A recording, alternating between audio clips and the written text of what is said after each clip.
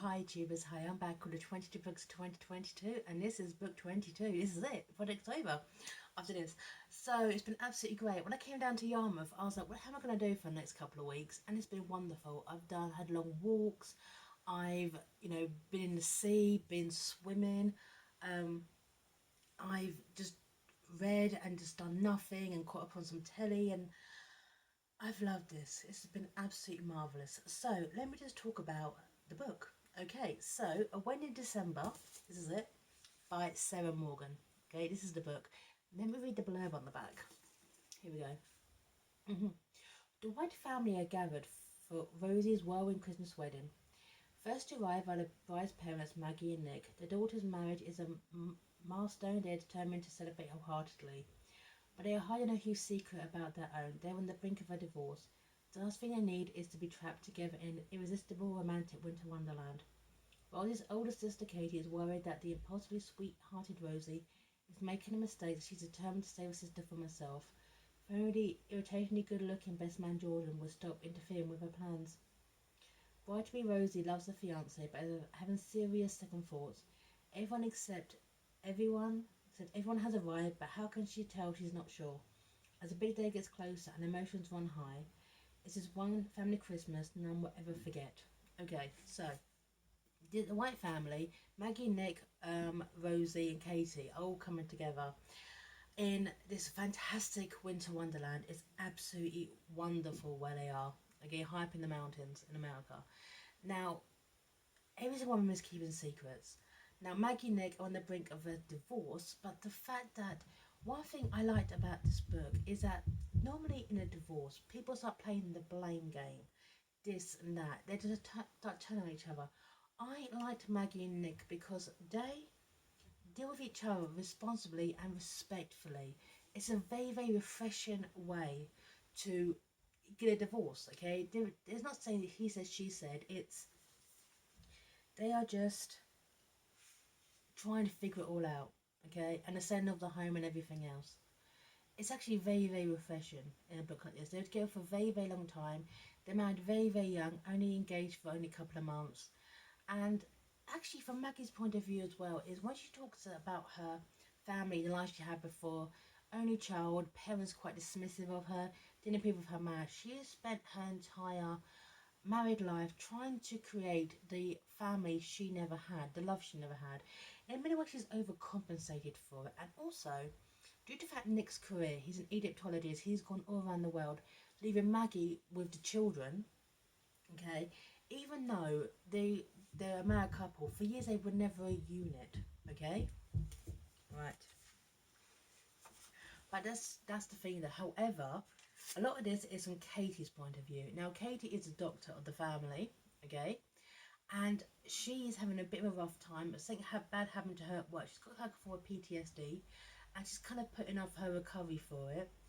And there's a 10-year age gap between the two sisters, okay? Now, my sister Kay is 9 years older than me. Actually, right now she's 10 years older than me. She just had her birthday. Mine's in November, okay? So I understood that quite completely, okay? Sometimes we joke, okay, Anne, she's the middle one, okay? She has to sit at like, the buffer between of us, because it's not just an age gap, it's a generation gap too, okay? Right, here you go. Right, forget Christmas, forget relaxation, forget figuring out her own issues. Our first priority was to stop our little sister from making a massive mistake that would end in misery. I wouldn't miss this wedding for anything. She needed to meet Dan in person and figure out a way to save her sister from herself. If she managed it early on in the week, there might be time to all come home to spend in Christmas in a honeysuckle cottage. Okay, so because what the girls don't know is this was to be their family's last Christmas at Honeysuckle Cottage, their family home, and now they're heading off to America. So that's not happening. Okay. So yeah, Katie wants to stop the wedding. Okay, she wants to stop the wedding. Okay, because she thinks her sister's making a massive mistake of marrying someone she's only known for 3 months. Okay, it's a whirlwind relationship. So she's hyper focused on that and not herself. Okay, as soon as she gets there, she starts interrogating people. Okay, about like his net worth and you know, what's he like and everything else. And a bit infuriating, really. Okay, but this entire family, because when they fly over, okay, to America, everyone's pretending that they're okay. Okay, well, Katie's already there. Okay, so Rosie's already there. Okay, Katie is pretending that she's okay, even though she's just questioning her life and her life choices and her job. Maggie and Nick pretend that they're still married, and they are still happily married. Okay, at this bit here. Right, right. Okay, even though it had ended, the marriage hadn't been a disaster. Believing that this would mean the entire previous 35 years had been a mistake, and it hadn't been. They had many happy years, which was perhaps why she felt so sad about everything. It was messy, but life was messy, wasn't it? Full of good and bad, ups and downs, triumph and disappointment. Part of her felt that somehow she should have been able to make this work. Right. So this couple on the verge of a divorce decide to pretend to be still happy, loved up. Maggie gets absolutely wrecked, and I don't blame her because it's the first time flying in business class on free champagne, and tells everyone it's just like our second honeymoon. Okay, so Nick's mother, okay, um, who is a wedding planner, basically organising this wedding, is Dan's mother. Dan's mother is helping organise this wedding because she's a wedding planner. Sets up a group of kind of second honeymoon events for these two, so they've got to spend more time together, and the sparks start to rekindle. Okay, but the thing is, while she's under the influence, okay, of everything, Maggie starts to be very, very honest about what she wants and where she is, which I found really, really refreshing. Let me just flash this bit here, okay? Is they're driving to the Fantastic Lodge, and they are in the mountains, and they are staying in tree houses in the mountains. And ways to describe, I wanted to visit. Okay, it's bit here. Okay, absolutely love this. Rosie tells me you work in academic publishing. Maggie, Dan slowed. Must be interesting. Do you enjoy it? No, if you want the truth, I find it intensely boring, her mother said. I work in a quiet office with quiet people doing the same quiet thing. I've done it forever. I hate it. For the first time, Maggie's being honest about that she's not happy and what she wants, okay? She has spent 35 years building this family home, being the primary carer because her husband, a professor, was focused on his career. No one's ever asked her, what do you want? And now her children are phoned the coop. She's starting to really kind of question it. She wants something else. She wants more. She wants better.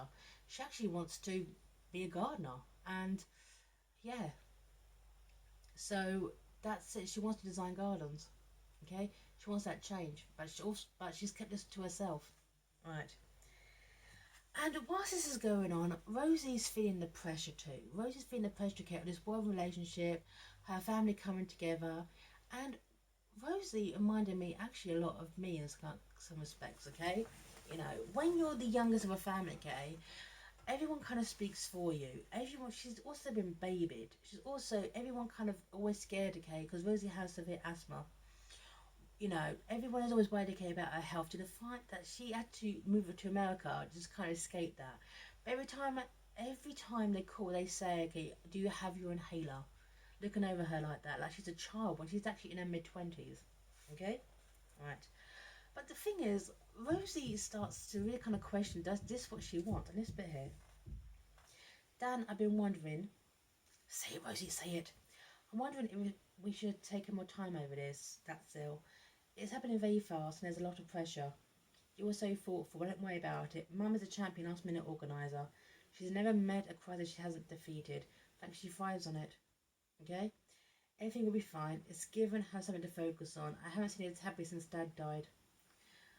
The pressure. She's feeling the pressure. She feels that she can't speak up. Okay? Oh, I recognise this. I recognise this so well. Okay? And also, one thing about this was also perception, okay? And one thing I did like about this is that Maggie has spent, like, you know, she has spent so long being Nick's wife, because Nick is the academic in the social circles, just the fact that she works in academic publishing. That's kind of like, oh, that's interesting, because she's surrounded by academics all day, okay, when she's with Nick. So when she was meeting Catherine, she was looking her up. She felt very intimidated. Catherine is this businesswoman, wedding planner, does tricks of charity, looks younger than what she is. Yet you actually meet Catherine. And I like that. It's all about perception versus reality. Okay? Not intimidation. I actually felt sad for Catherine because she's always seemed to kind of like hyper focused, okay? Because Dick's an only child. She's actually a very overprotective mum. Sorry, Dan's an only child. Sorry, Dan's an only child. Excuse her name. Dan's an only child. Overprotective mum, and she actually just wants her son to be happy. Okay, right. Mhm. Here we go. It's kind of organised for you to organise this at such short notice that you felt stupid for even feeling jealous. Rose was lucky to be married into such a charming family. It's my pleasure, and I mean that literally. There's nothing more I love than arranging a wedding, and when my son is marrying the girl of his dreams, that's when it becomes my dream too. She slid an arm through Maggie's. What sort of wedding did you and Nick have? The ache was back on her chest, a simple one. It was the two of us in a small church in Oxford with my best friend and as a bridesmaid, and his closest friend as best man. We were married in winter, and the church was freezing, so we exchanged vows as quickly as possible, for one of us developed frostbite. Now, that's interesting too, because there's no mention of Maggie talking to Kate about her wedding before or saying to Kate, this is our anniversary. It kind of fell to the wayside. That absolutely fell to the wayside. But then Katie shows up, okay, because she got a separate flight, and meets Jordan. And this is typical opposites attract, sparks flying. Jordan is kind of like very, very rugged, outdoorsy, gorgeous, and Rosie is so up herself. Okay, sorry, Rosie, Katie. I'm sorry, Katie is just so up herself. Okay, that she's just prejudging everyone. Okay, in her eyes, that Dan is not good enough for her sister, even though yet have you met him properly up to this point. Okay, no one's good enough for her sister. Her sister needs to be wrapped in cotton wool. Jordan, okay, is just she's got in her head. Okay, he's some kind of like macho man. I get this. Just get this. Okay, this is her all over. Okay, right. Right, I help you over the bridge. Katie felt a temper snap because I'm a woman. Because I think my DNA makes me less capable of walking than you. I have you know, I graduated top of my class from the best medical school in London. I average 20,000 steps a day on a quiet day, and I managed to stay upright for all of them. I believe you, but it doesn't mean you have the right. The right what? I assure you I have everything I need. She held her suitcase over the snow and realised right away this wasn't as easy as she thought it would be. Okay? I was trying to tell you you don't have the right footwear. You're mad at me, I get it. But take my help now and be mad at me later. She's judging everyone. Okay? Right. But this isn't about the sisters, okay? This is about Maggie and Nick, okay? And they actually have a chance to really start enjoying their second honeymoon with all the events Catherine arranged. They spend time together, they talk, okay? They react in a responsible and mature manner, and it is so refreshing, okay? Right. Right. And also, especially okay about Maggie is there's always a kind of thing, okay, she's a motherer. She mothers people. She even in a way mothered her husband as well. Okay? Because as her own mother was so distant, she was always trying to overcompensate in her own life care with how she cared about people. Okay? Like this bit here, a strand of hair fallen over his forehead. He looked rakish and younger than his years. For a moment he saw the man she'd fallen in love with. A student who had been so wrapped up in the subject he'd barely known, whether it was day or night. In the first few years he lived in college, and she occasionally arrived at his rooms to find him unshaven with bloodshot eyes because of me reading all night. She was the one who forced him into the shower and then dragged him to breakfast in their favourite cafe tucked away on one of the narrow cobble-side streets they were feature of the ancient university city. He devoured bacon and eggs while telling her about his plans to join a dig that summer. He talked about the pyramids and burial chambers, about gods and burial rites. From that moment that set eyes on each other in the Bodleian library, she'd been captivated. She'd taken refuge in a hot, sweaty summer. He'd been absorbed in research. She loved his passion and she'd envy it. Okay? Right. And Nick has passion. Okay? Nick has passion. He has passion, okay, for his career. But the fact that Maggie was kind of pushed into studying English literature. It was never really her. And then it's academic thing.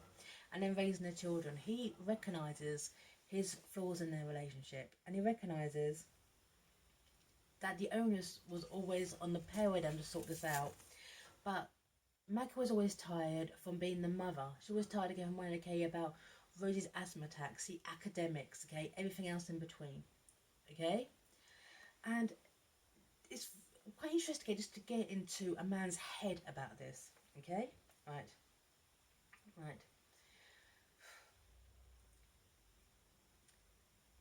When did we stop having fun, Mags? When did we stop doing things together? This when they were at a restaurant. He leaned forward. Let me ask a different question. Why did we stop doing things together? I don't know. Life, I suppose. He was so busy, working, travelling. I was focusing on the girls. It happens. Fun should have happened too. We should have made time, been creative. Let's be honest. Would we have thought to do any of these things if Catherine hadn't arranged them for us? Right. No, because they're couple activities, and we're not a couple. We haven't been for a while. We're together because our daughter's getting married. That's my point. We would have done them even when we were a couple. And they talk and they communicate and they realise they don't want to get divorced. They still love each other. This second honeymoon was absolutely fake. Okay? This second honeymoon was absolutely fake. Okay? But they fell in love again. And it's lovely because it's mature and it's responsible. And there is no blame game or slanging match. They realise we can work on this. Our kids are growing up. We can work on us. And that's wonderful. That's one thing I like about Sarah Morgan as an author. Is she does this so well, okay? She doesn't play the blame game in her books. She deals with things responsibly. Okay? But it all kind of transpires. First of all, Katie overhears Maggie and Nick talking about divorce. She storms out, she's upset, she gets lost in the snow. Jordan picks it up, take it because there's a blizzard outside, takes him back to his cabin, which is lovely, okay? And they drink wine and they talk and they hook up, okay? And she's vulnerable with him and says what happened at work. She was attacked at work and I got a scar on her shoulder, and now she's just rethinking her entire life, okay? And it all transpires, it all comes out, okay? Because one of the reasons Rosie was intent on getting married because she saw her parents' marriage, okay, of 35 years, as that they did it, I can do it. But she really needs to realise, okay, that marriage is something you need to work on, okay? There is no happy ever after. Marriage is a constant journey, okay? And Catherine's lovely, okay? When she finds out about this, okay, right, right, because it all comes out that it's all been fake. Rosie cancels the wedding, but Catherine's reaction is actually very, very touching, okay, right. This bit here, when she finds out, right. They're about to find out about our second honeymoon. I think it's romantic. It's not romantic, it's fake, or it was fake. Nick and I have been living separately for months, she told Catherine everything. From the demise of their marriage to their decision to fake the relationship for a little longer so they didn't spoil the wedding. Catherine listened without saying anything, and when Maggie had finally finished, she stirred. So I put you back together. Yes, it's been years since Nick and I spent time as a couple, enjoying ourselves. Our relationship had turned into something close to administrative arrangement. Because we were faking the second honeymoon, we were forced to do things you so kindly arrange. Instead, didn't do a romantic dinner, and anything like that in a long time. And it turned into something real. You fell in love again. Catherine pressed her hand to her heart. You have no idea how happy that makes me. So, right. So I love Catherine.